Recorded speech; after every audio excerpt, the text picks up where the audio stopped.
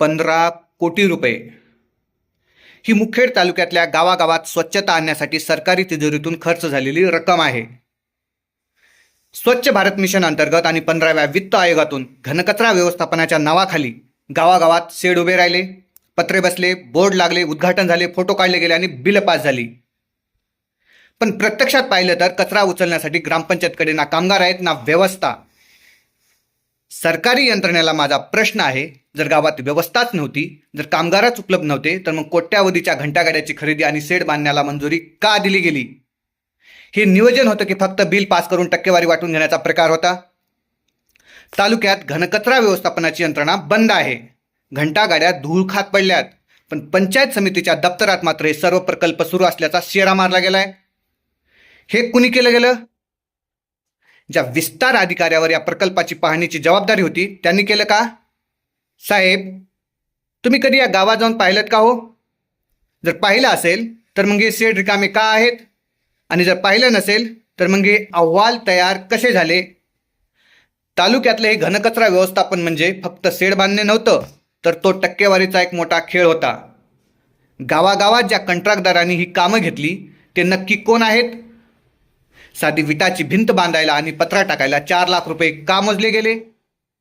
आणि हे साहित्य घेताना गुणवत्ता का तपासली गेली नाही? साहेब, हे साहित्य निकृष्ट दर्जाचं आहे माहिती असूनही बिलं का बरं पास झाली? सरकार जेव्हा म्हणतं गावं स्मार्ट झाली, तेव्हा याचा अर्थ गावाच्या खिशातला पैसा स्मार्टपणे कसा काढायचा असा असतो का? 15व्या वित्त आयोगाचा हा निधी गावाची स्वच्छता राखण्यासाठी होता, कंत्राटदाराची बँक खाती भरण्यासाठी नव्हता. महाराष्ट्रातल्या हजारो गावात आज हीच अवस्था आहे. 15 कोटी रुपये हे मुखेड तालुक्याची एक छोटी गोष्ट आहे, पण संपूर्ण महाराष्ट्राचा विचार केला तर हा आकडा हजारो कोटीच्या घरात जाईल.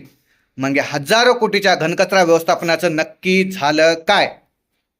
मित्रांनो, 15 कोटीचा हा भ्रष्ट कचरा प्रकल्प, विस्तार अधिकाऱ्याचे खोटे अहवाल आणि कंत्राटदाराची मिलीभगत या सर्वाचा पर्दाफाश करण्याची आता वेळ आली आहे. ज्या गावात व्यवस्थाच नव्हती तेथे शेड उभे करण्याची प्रशासकीय गरज काय होती? काम पूर्ण असल्याचा खोटा अहवाल देणाऱ्या विस्तार अधिकाऱ्यावर कोणती दंडात्मक कारवाई तुम्ही करणार आहेत? 15 कोटीचा हा सार्वजनिक निधी वेस्ट गेल्याची नैतिक जबाबदारी ग्रामपंचायत घेणार आहे का, पंचायत समिती घेणार आहे का, जिल्हा परिषद घेणार आहे? आणि यापुढे ही यंत्रणा कार्यान्वित करण्यासाठी पंचायत समितीकडे नेमका कोणता कृती आराखडा ॲक्शन प्लॅन आहे? पंचायत समितीचे प्रशासकीय प्रमुख गट विकास अधिकारी साहेब, या प्रश्नाची उत्तरे तुमच्याकडे आहेत का? नसतील तर तयार ठेवा. येत आहे कॅमेरा आणि लेखी निवेदन घेऊन.